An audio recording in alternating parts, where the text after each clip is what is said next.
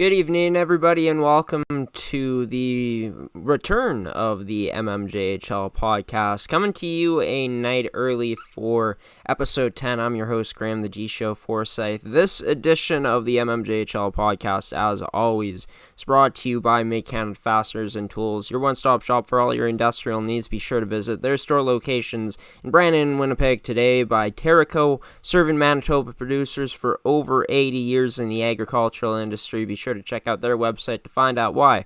gshow.ca, and to Goaltenders, your goalie's personal video review service. Be sure to check out what all the hype is about at GordyTumelsonGoalies.ca, a one-on-one Zoom video service that the ex-Winnipeg Jets 1.0 WHA goaltender does with all his clients in this service. But yeah, the reason this episode comes a night early is I thought it would just make sense with how things are kind of laid out for G-Show Productions this week. We got a lot of content coming to you guys starting tonight. Up until Sunday, we'll actually be at St. Vital Centennial Arena, not tomorrow night like we have been for the three past weeks prior to this one, but we'll be there on Sunday to broadcast their upcoming game against the Charleswood Hawks. We're going to be at the Hockey for All Center tomorrow to broadcast the Winnipeg Ice versus the Interlake Lightning.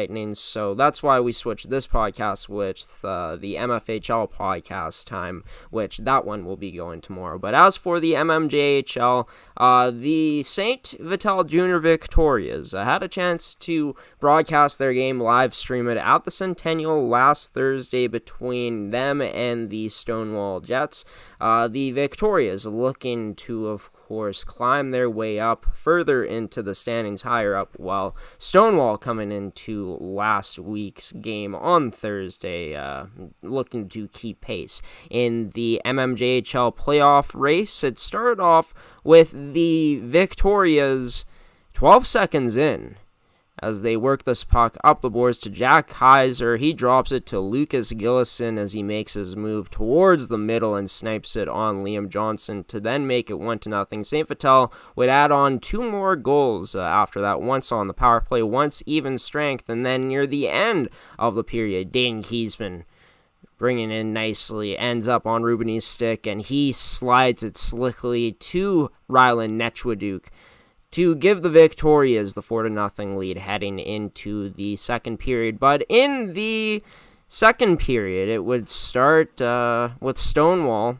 getting on the board. The Vics turn it over, and Stonewall in Stonewall's end. Stonewall takes it the other way, stretches Alex Kagzarowski to make it a 4-1 game. Now down to a 2-goal lead. The Stonewall Jets pressing, and it would be Peyton Bateman tipping the shot from Mason Larveld from the point. All of a sudden, we're tight here with only one goal separating these teams before Klimchuk would do this. Tried saucering that to Ruben. He tried batting that out of midair. This pass gets through. Now Jet scores! It would be Jeremy Klimchuk receiving the pass from Jack Darrett as Stonewall would come all the way back to force overtime, but the Vics would score pretty quickly. 5 minutes until someone scores, or we go to shootout. As the draw won by the Vics in this overtime action. To Koga, his shot in on it, scores! Rebound picked up by Jack Kaiser, and he says,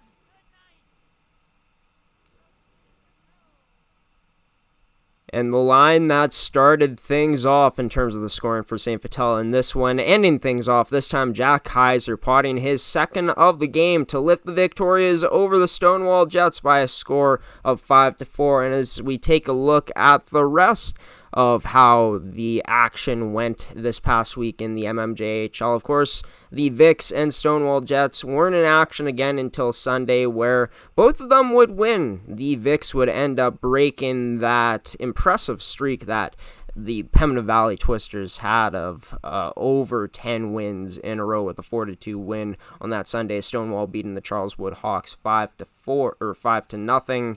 Of course, Pembina Valley with a huge win this past Friday against the Junior Canucks to, of course, keep that impressive streak going at the time. But with the Victorias winning that matchup on Sunday. They end up moving into third place in the MMJHL standings, and I had a chance to speak with one of the top players on the St. Vital Junior Victorias prior to this episode tonight. And Rylan Netchwood-Duke, he's going to come on to talk about how things went this past weekend, how the season's been in general, especially since this team ended up making trades at the trade deadline, how that's maybe affected things in a positive way for the Vics, and of course what's coming up in their big weekend as they face off against the St. James Junior Canucks and the Charleswood Hawks. You're watching the MMJHL podcast, brought to you by Mid-Canada Fasteners and Tools, Terrico, and Goaltenders. Number 11, superstar forward of the Victorias, Rylan Netchwood-Duke, joining the show now.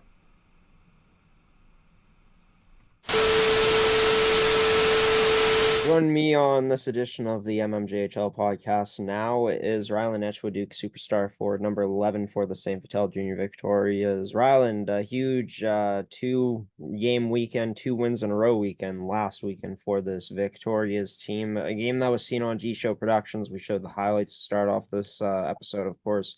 Holding on to beat the Jets, and then ending the hottest team in the league's longest winning streak, the Pembina Valley Twisters, on Sunday with a 4-2 win. How huge was this for a Vic's team that continues to play with a lot of confidence as of late? It was a massive win, obviously, to be able to hold on to the lead against the Stonewall Jets there on Thursday. And then I think we just kept that momentum rolling from Thursday's overtime quick win into Pembina Valley on that late Sunday night game. Yeah, and this Victoria's team dictated the play in that first period, getting out of that 1-0, and then tied 1-1 in terms of second period scoring, and then scoring 2 goals to their one that third period to, of course, hold on to the victory. Special teams was huge in that game. This is a team, one of the best power plays in the league. Talk about how massive it is to see it come through in those big moments on Sunday. Oh yeah, just being able to see the guys come together on the PK, guys sacrificing themselves, getting in lanes, and then being able to clear it, knowing that, sometimes you got to sacrifice the rush. Sometimes, even though we do like scoring shorthanded goals, just getting the puck down is what the team needs at certain points in the game. For this squad, a few changes made at the trade deadline, bringing in Matt Grisiak as well as Davis Kogan, that 3-way trade. Seeing Payson Butler go, you've had a chance to get to know Payson over the years. Bringing in a guy, though, that seems like he has good ties with some of the team members at Davis Koga, along with Rubini and the rest of the boys. But how huge has it been to have him on this team, Davis Koga coming in and filling a big role that Butler played pretty seamlessly? Yeah, I've known Koga for a while. We've kind of just been buddies off the ice a little bit, and talking with him when he first got was up for available by the Hawks. We had discussed with our GM Jeff about maybe looking to get him. It didn't work out, but then we were able to then bring him back over. Just took a little bit longer, but he was always a piece we were looking to add eventually, I think. Yeah, and what's that been like, the benefits of having him on this team, filling in for Payson Butler, the things that he was doing, playing in so many key moments? Yeah, for sure. He's a guy that he's going to get the puck out on the wall, and then he's also going to make that pass or maybe finish that goal somewhere where it's going to be really important, like in that Pembina Valley game. He had a huge game. For you, you've had a chance to play with Rubes, of course, as of late. Tyler Rubin, he split up for a bit, not playing on his line as Tyler Anderson was going with some different combinations. You two, though, when playing with each other, it's must-see TV. I gotta say, I had a chance to see it last Thursday. I mean, just the chances you guys were creating as a line were crazy to see. But talk about what it's like being able to play with him, but also being effective playing off the line without Tyler Rubin. Yeah, it's definitely great being able to play with a guy who can drive with his speed like him.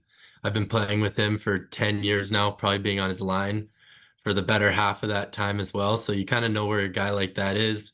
You know he's always going to be breaking up the wall, looking to push the play, looking to get chances. And then as for playing on my own, it's not like I'm hung out to dry when I'm not on his line. I have other great guys to play with when I'm out there. And I just feel like I take more of a responsibility of being that guy that's always trying to push the play when I can't let Rubes do it for the most part. Yeah, and I know you and Tyler are both selfless guys, as many great players are in this league. But let me tell you something, Rylan. I mean, you can drive offense yourself, and you've been being able to do that this season, as well as, of course, being showcased as a weapon out there on lines. 44 points in 34 games played, 30 assists, 14 goals. Talk about what's gone into you continuing to take that next step and produce at an even higher level this year. Yeah, you know what? I feel a little bit faster since the start of this year.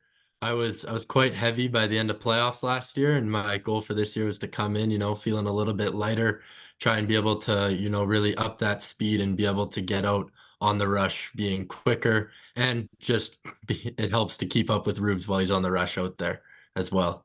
Well, yeah, for sure. Some extra motivation. Who can win, when the team's going down in some track meets. This is a team that, was struggling back in December. A pretty rough month for the team, but finished it off strong with a win against the best team in the league, the St. James Junior Canucks. Started off the month with some losses, but have won three straight on MMJHL game day, coming off beating the hottest team in the league in the Pembina Valley Twisters. Are we starting to see what this St. Vital Junior Victorious team is truly made of at this point in the season, which is at championship contender status? Yeah, for sure. I think we've always had the potential for being able to compete for the championship. Just right now, I think we're really playing together. We've been having great practices, and the guys are really just, they're bonding in the dressing room, especially now that there's going to be no more guys coming in or out. We've really accepted who we've got on this team, and we're building to work towards that championship at the end of the season. For this team, a full slate of games in February coming up, starting off against the St. James Junior Canucks this Friday night. A team that you boys have been able to go out and beat. They've beat you. A rematch of last year's final, of course. Playing against, of course, Charleswood this Sunday coming up to talk about the preparation heading into this weekend, what it's going to be like to face off and get ready against these two powerhouses. Yeah, tonight's practice is going to be definitely high tempo. Hopefully, get to run some penalty kill, PK stuff. Really trying to make sure our passes are crisp and that we're really feeling good going into Friday's game. That's going to be a tough one. Always is playing at the AB McDonald Arena. Yeah, it's going to be a battle Friday night, and then hopefully the guys are up for the 2 p.m. game on Sunday against another great team in Charleswood. Could that be a game where hopefully if the crowd is packed that this victorious group maybe feeds off of the energy and what could be a packed house for what should be a great game? Yeah, that's Friday night game against St. James. I know so far this year the guys have really gotten up and have really elevated their game, knowing how good of a team that is. And I feel like we're going to be up to the challenge again of trying to take down this team for a third time and to clinch the series against them this year. And then that game, of course, against Charleswood, going to have the home crowd behind this team. Like you said, trying to get up for that one against a good Hawks team. Excited to have the home crowd behind that squad for that exciting matchup coming up. Yeah, we don't usually play home games on Sundays, so that'll be a little different for us. But it never hurts to be able to throw in another home game there, even if it's on a Sunday. But hopefully we'll get fresh ice for warm up for that game. Well, Ryland says he feels faster this season. We'll get to see what that improved speed continues to look like this Sunday coming up as Netcho Duke and his St. Vital Junior Victorias will be coming off of their matchup against the Canucks. Take on the Charleswood Hawks at 2:15 p.m. on G Show Productions on MMJHL Game Day. Going to be a lot of fun, Ryland. Can't wait to cover that one. Best of luck to you and the team in that one, and on Friday coming up against the Canucks in 2 days' time. Yeah, thanks, Greg. And the Victorias on a 4-game winning streak, currently now at a plus 4 goal differential. They're 17-11-5 and 0 with a huge weekend coming up, looking to put some distance between themselves and the teams below them. And one of those teams below them, just a point exactly, is the Charleswood Hawks, and this game will be broadcasted live on G-Show Productions on Sunday afternoon at the Centennial in St. Vital Centennial Arena, as the Victorias going to be hosting the Charleswood Hawks in a season series so far where it has been in favor of Charleswood, although the games have been pretty tight. St. Vital winning their only matchup of the season, or their only game in the season series between the Charleswood Hawks in a shootout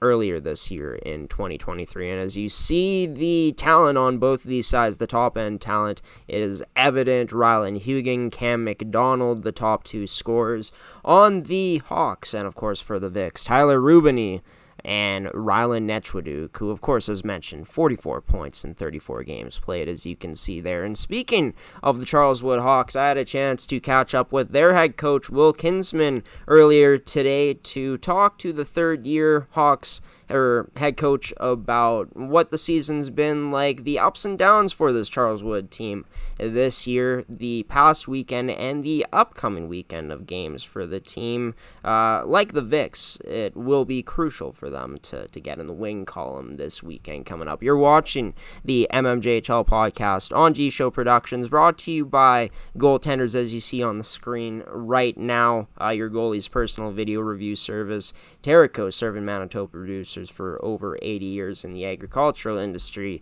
and Mid-Canada Fasteners and Tools, your one-stop shop for all your industrial needs. Will Kinsman, head coach for the Charleswood Hawks, joining the show next.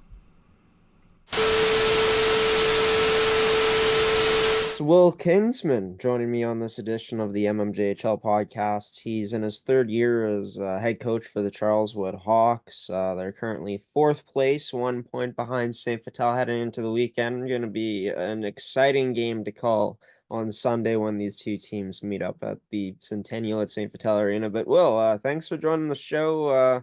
Things have been going pretty well, it seems, this year with Charleswood. How have things been with you? Yeah, thanks, Graham. Thanks for having me. Pleasure to jump on here with you.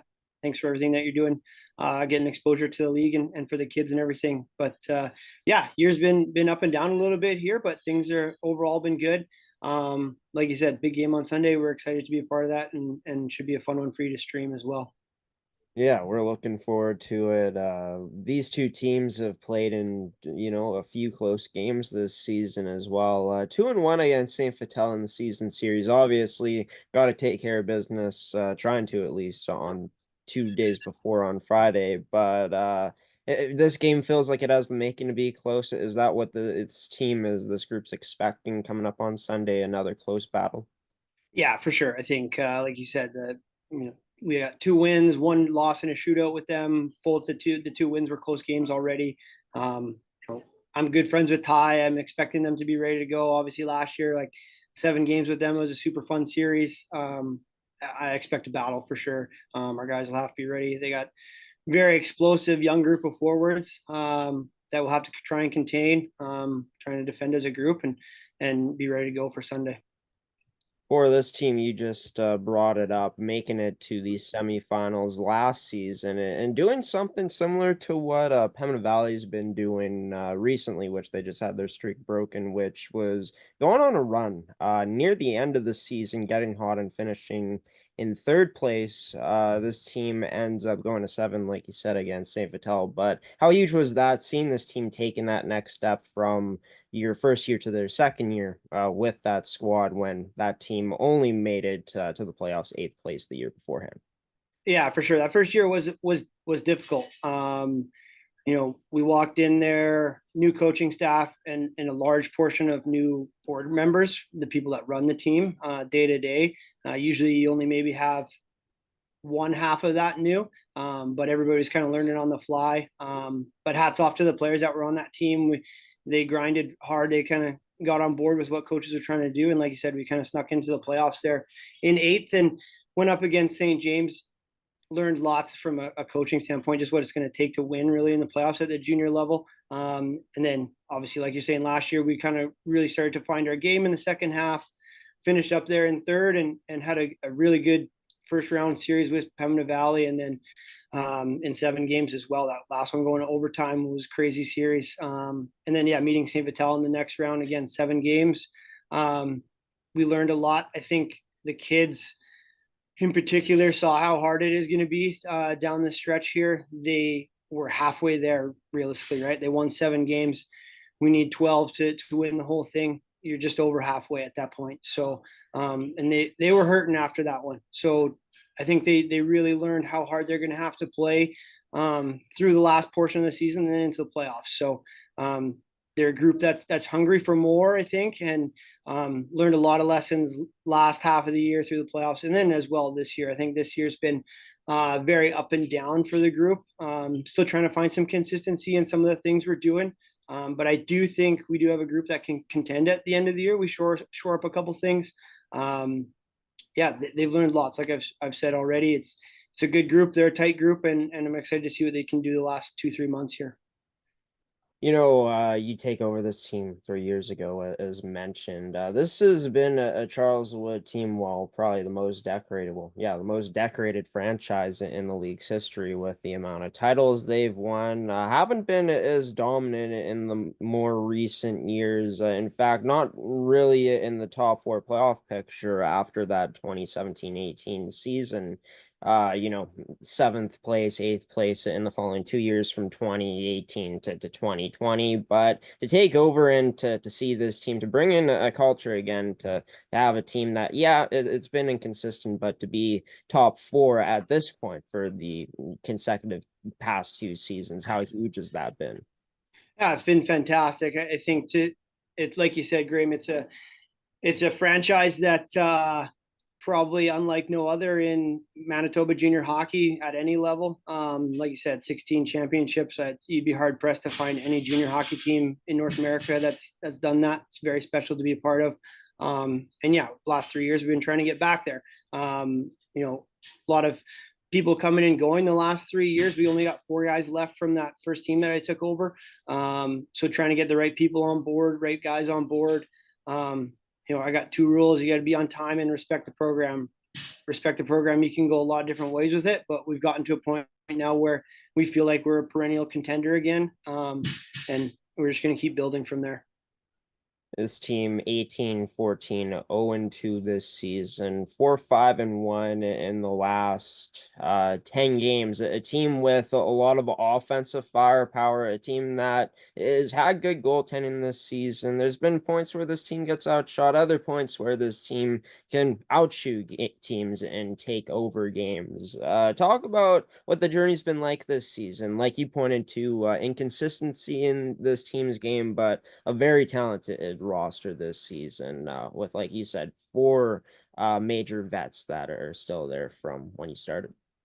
Yeah, like you said, Graham, it's a very talented group. I think, on paper, that 4 group can skate with any team in the league. Like you're saying, it's just a consistency thing for us right now. You're referring to kind of getting outshot here or out shooting over there. Again, it's just a consistent effort thing. I think the group that was around last year saw a lot of success in the second half. I've seen them work hard. I've seen them compete. I've seen them play defense and commit to playing defense through that back half and then obviously through the playoffs. And that's something we're still trying to find consistent effort from our group is wanting to play on the defensive side of the puck. And we're going to keep working on it. Like I said, that offensive firepower is going to come, but winning playoff games 2-1, 3-2, 1-0, it's going to happen. Like I said, I've seen them do it before. I know they're capable of doing it. It's just a matter of myself and the other coaches kind of getting everybody back on track with that playoff style hockey game here in the last month or so. So many talented players on this year's team. One of them in particular, Rylan Huging, 61 points in 34 games played, 34 goals, 27 assists. Had a chance to see him play a true power forward, someone who's difficult to defend in the corners and in around the front of the net, and has silky mitts to boot. So nightmare for teams to go against. Talk about what it's been like getting to coach him in particular, night in and night out. Yeah, I mean, like you said, Ryland's skill is second to none across the league. He's easily one of the most explosive offensive guys around. Big frame, can handle the puck. It's hard to take it off him when he's got it. And he, for a big guy, moves well once he's got it on his stick. If you give him 2-3 strides, he's probably going around you. Somebody we definitely lean on offensively, obviously, but as well defensively, we want him and everybody to be buying into that project of defending as a 5-man unit. Obviously, down the stretch, teams are starting to play him harder. All of our offensive guys way harder. He's drawing 2-3 guys at a time, and he's able to find guys that are open. So it's not just a scoring thing for him; he can distribute the puck as well. On that power play, he's a low guy on one of our units, and comes to him, he's dangerous down low in front of the net. Like you said, he's got good hands in tight. You can make him either put it in himself or find somebody in a different area open on the ice for sure. He's been fantastic to have offensively. It's always nice when you have that type of weapon to be able to pop one in for you when you need it. Yeah, and going to definitely be a player to watch coming up this Sunday when this team takes on the Victorias. But we talked about it already, the struggles on a 4-game losing streak currently. The offense has been lacking in some of these games. Shutout in the most recent game this team played against the Jets back this past Sunday on the 28th. But talk about, I guess this past weekend going up against a good team this season in the Riels, and a team that's fighting for their playoff lives right now in the Jets. Yeah, exactly. I think Friday was same B. We were in tough to start off. We were short on the back end, but tip of the cap to the guys they battled hard against are really good. Like you say, St. Boniface has been a fantastic team this year. I thought Hallworth played a great game for them. Probably made some saves that I thought maybe could have changed the game a little bit. But at the end of the day, they capitalized on their chances, and we quite couldn't. And that's kind of been a theme when we've seen them this year. We've been in some tight 1-goal games, and we just haven't been able to find the back of the net like in some of our other games. So, if we see them come playoff time, we know it's going to be a real tough series. Franks has them playing good style of hockey, and we'll have to be battling for sure. But yeah, then on Sunday with Stonewall, I think that just shows you exactly what this league is this year with parity. Everybody's beating everybody if you're not ready to go for sure. Stonewall, like you said, nothing to lose. They're trying to get into the playoffs, and that's how they played. They were desperate from the drop, and we weren't ready. We couldn't quite get a bounce when we needed it, and it was just kind of the way things went on a Sunday afternoon out there if you're not ready to go. So looking ahead, we had a real good day of practice yesterday, another one tomorrow, and we'll be ready to go for Friday for sure. Yeah, and I think you said it right there, right? Any team can really beat anybody on any given night. I mean, Stonewall starts off the season 0-6, and now they're right there and threatening to get back into the playoffs right on the tails of Fort Garry. But that being said, this upcoming 3 games for this team to start off February is not easy by any means. Playing the 3 top 3 teams in the league, Pembina Valley coming up on Friday night, St. Vital on Sunday, and then on the 9th at home against the St. James Junior Canucks. For this team, I mean, trying to get out of a slump, going up against the best teams, it's a kind of a blessing in a way, because you get to see where this team stacks up, while also having maybe some extra motivation to go out there and beat these top teams to break it. 100%. I think you want to test yourself against the best teams in the league nonstop. No one wants to win 5-0. That's how you get better. That's how you get ready for the playoff run.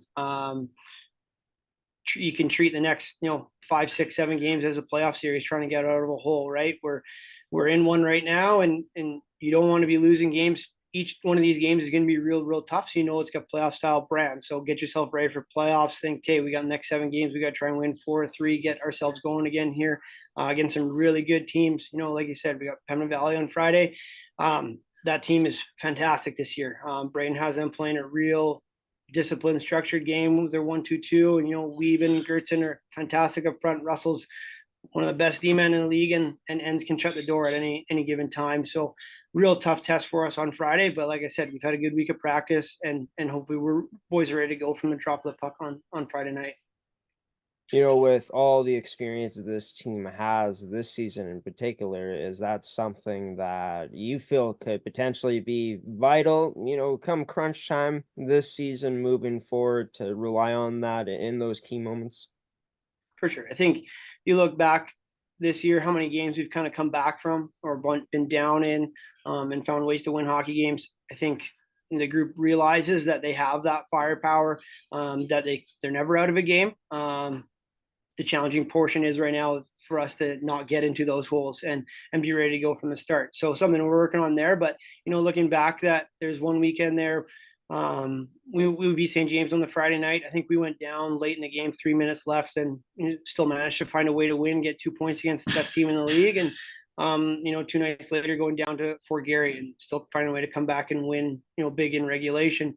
It's just a no quit. That's what you need in the playoffs for sure. It's just a matter of us making sure we're holding on to leads a little bit better down the stretch here.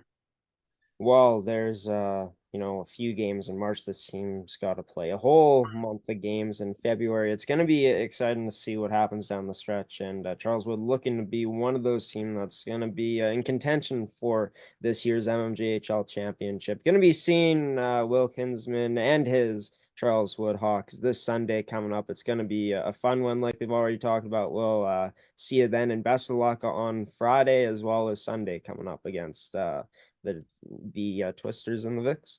Sounds good. Thank you, Gramps. Thank you so much for having me. And again, thank you for getting the exposure on the league. The kids deserve it. All the best, and we'll see you on Sunday.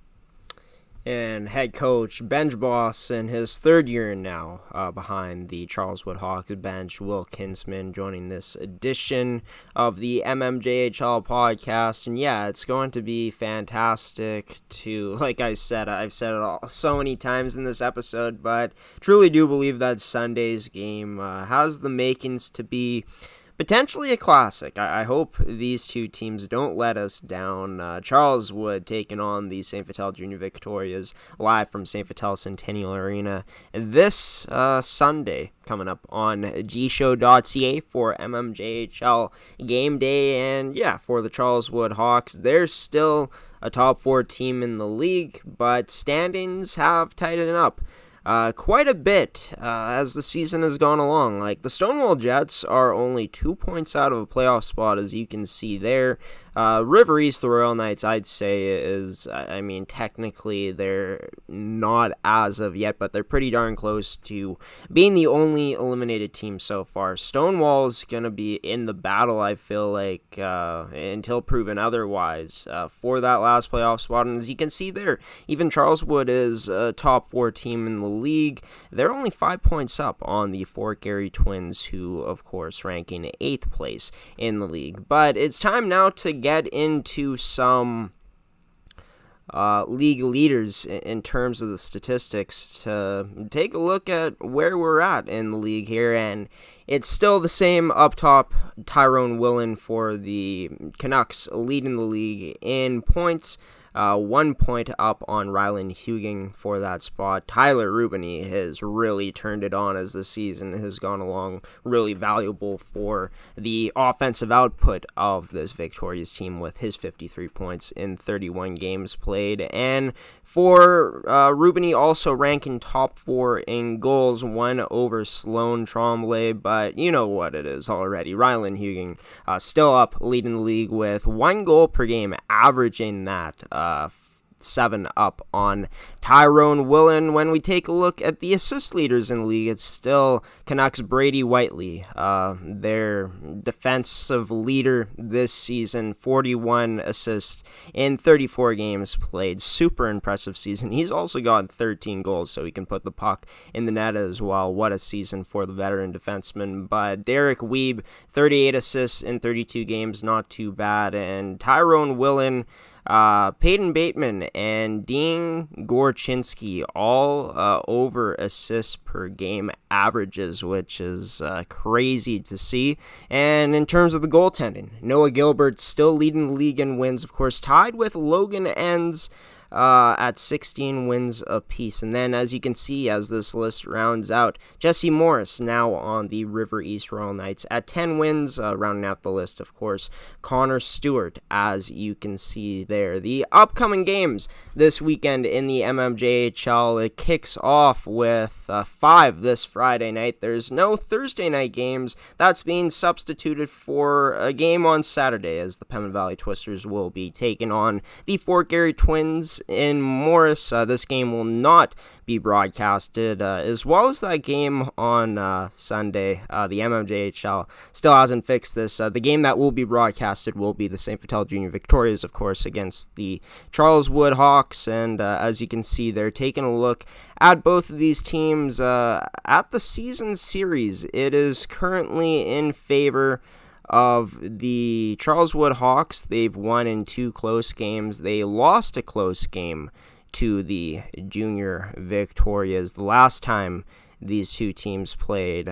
So just taking a look at the season series. First game was 3-2 in OT in favor of Charleswood. Second game was 6-5 in favor of the Vics in the shootout. That was on November 26th. So that was the second most recent matchup. The most recent matchup was the start of this 2024 season. The portion of the games there with the Charleswood Hawks winning that one 6-3. This is the second last matchup these two teams are playing against each other. Both matchups will be able to be seen live on gshow Productions.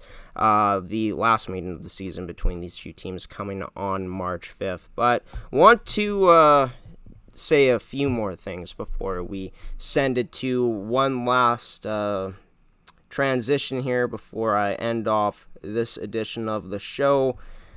The MMJHL All-Star Game is going to be going on February 10th, so we're almost a week away from All-Star Day in the MMJHL. 3 p.m. is when the puck will drop for it. At Seven Oaks Arena is where this game will be played next week on the MMJHL Podcast. Stay tuned, as we'll have the full list of who is going to be representing their teams at this year's All-Star Game 2024 All-Star Day in the MMJHL. Ending off this episode, though, with some sad news, and I was going to wait until next week to say it. I'm sure all of you watching the show, if you keep tabs with the league and are familiar with, the people who work in the league, have heard this. It's going to be a service for him on February 8th, 2 p.m. at Canada Inns Polo Park. And in regards to what I'm talking about, it's the passing of St. James Junior Canucks, longtime member of their staff, and Tom Miller. Tom Miller was the president, of course, of this Canucks team, unfortunately passing away at the age of 85 years old. This was announced on January 22nd, so not that long ago. This happened last week. My heart goes out to the Miller family, as well as the St. James Junior Canucks family, and anyone else who was close to Tom Miller, who had a chance to know him. I never knew Tom Miller, and didn't know who he was until this news was announced, but just in conversations with, for example, my uncle Mark, who is a champion in this league and has had a chance to coach the Fort Garry Twins back in the day and is still on with the staff. He brought up Tom Miller and talked about what a great guy he was this past Saturday at a family get-together we had. So he touched the hearts of many, that's for sure, and Tom Miller will be missed. Rest in peace to him. Of course, hearts go out to him, his family, and anyone who knew him, and of course the St. James Junior Canucks. We're going to throw it to one last transition. I'll be back here for some final words on this week's edition of the MMJHL Podcast here on gshow Productions.